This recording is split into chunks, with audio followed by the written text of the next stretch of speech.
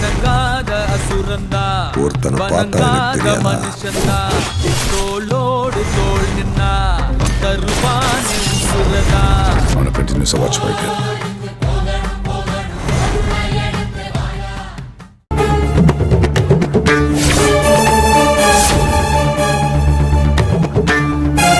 நான் இந்த பணத்தை அந்த காயத்ரி கிட்ட கொடுத்தேன். ஆனா அத அவ இங்கே வச்சுட்டு போயிட்டா.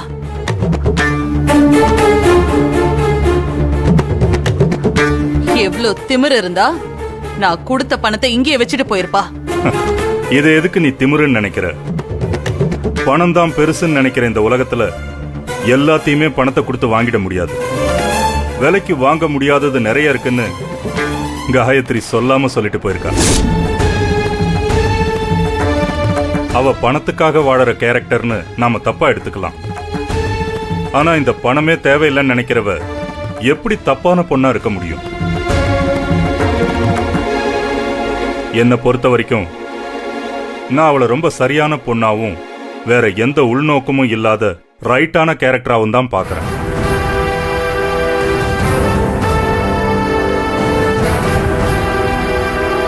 என்ன அப்படின்னா அவ செழியனுக்கு சாப்பாடு கொண்டு போனது ரைட்டு, அங்கேயே செழியனுக்கு பரிமாறினது கரெக்ட், செழியன் தலைய தட்டி கொடுத்தது சரி. இப்படி அவ தகுதிக்கு மீறி நடந்துகிட்டது எல்லாத்தையுமே நீங்க நியாயம்னு சொல்ல வரீங்களா? அன்னபூர்ணி, லேசா எரிஞ்சுக்கிட்டு இருக்கிறத நீயும் உன் பங்குக்கு எண்ணெயை ஊத்தி பெருசா எரிய விட்டுறாத. அண்ணா, நீங்க சொல்ற மாதிரி பிரச்சனைய பெருசாக்கி அதை எரிய விடணும்னு நான் நினைக்கல. அப்படி எரிய விடாம அணைக்கணும்னு தான் நான் நினைக்கிறேன். அந்த காயத்ரி இங்கேயே இருந்தானா இப்படி பிரச்சனைகள் தொடர்ந்து நடந்துகிட்டே தான் இருக்கும். நம்ம யாரும் நிம்மதியாவே இருக்க முடியாது. இத பாருங்க, இனிமே யாரும் இத பத்தி பேச வேண்டாம். காயத்ரி இந்த வீட்டை விட்டு போகணும்னு முடிவெடுத்து அவளையும் நான் போக சொல்லிட்டேன். முடிஞ்சு போச்சு. இனி இத பத்தி எந்த டிஸ்கஷனும் எனக்கு தேவையில்லை.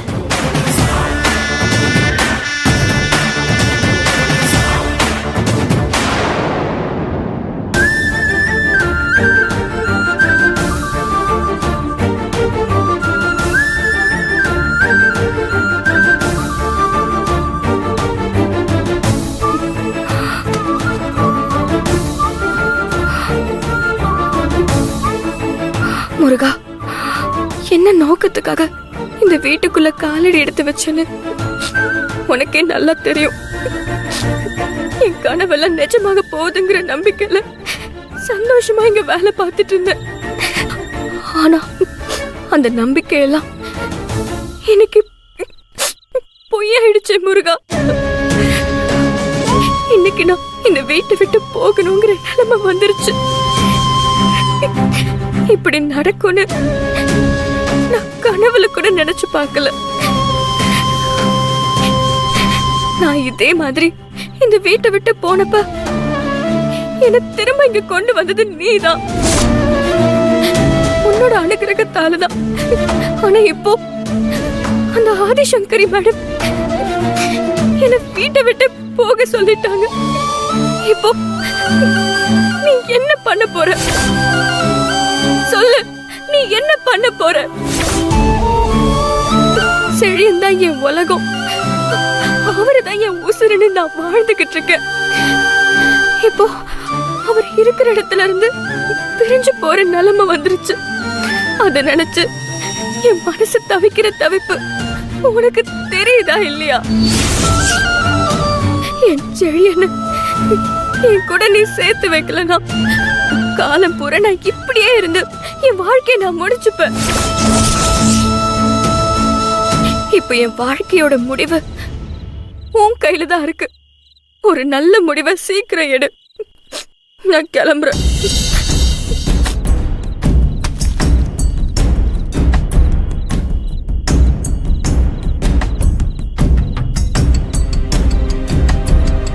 நான் இந்த வீட்டை விட்டு போயிட்டா உன்னை யாரு பத்திரமா பாத்துப்பாங்க?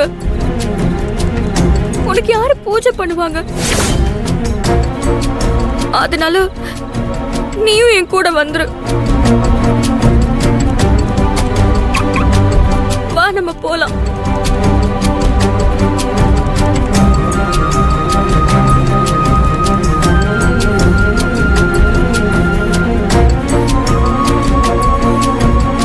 காயத்ரி,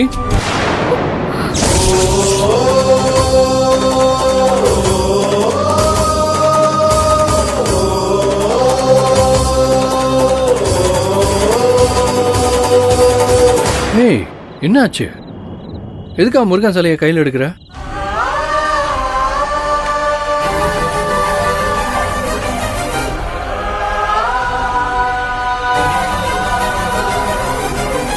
ஏய் காயத்ரி, உன்னதான் கேட்கிறேன், எதுக்கா முருகன் சிலையை கையில் எடுத்த?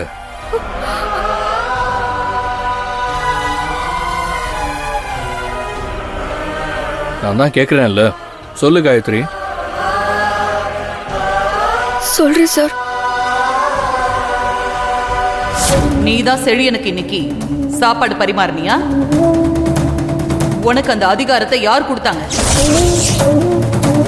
ஏய், இந்த புடி. உனக்கு இனிமே இந்த வீட்ல இடம் கிடையாது. நாளைக்கு காலையில விடியறப்போ நீ இந்த வீட்ல இருக்க கூடாது. நான் உன்னை இந்த வீட்ல மட்டும் இல்ல, இந்த ஏரியாவிலேயே பார்க்க கூடாது. இதான் சார் நடந்துச்சு. இதுக்காக அம்மா உன்னை வீட்டை விட்டு வெளியே போக சொன்னாங்க? ஆமா. My God. அம்மா எடுத்த முடிவு தப்பு. It's wrong.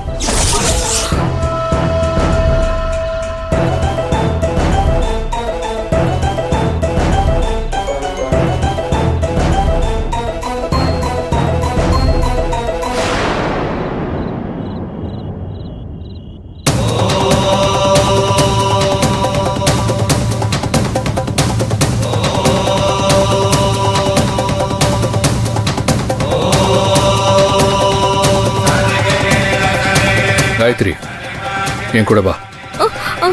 இல்ல சார், வேண்டாம். காயத்ரி, நான் சொல்றேன்ல, எதுவும் பேசக்கூடாது. என் கூட வா. சார்,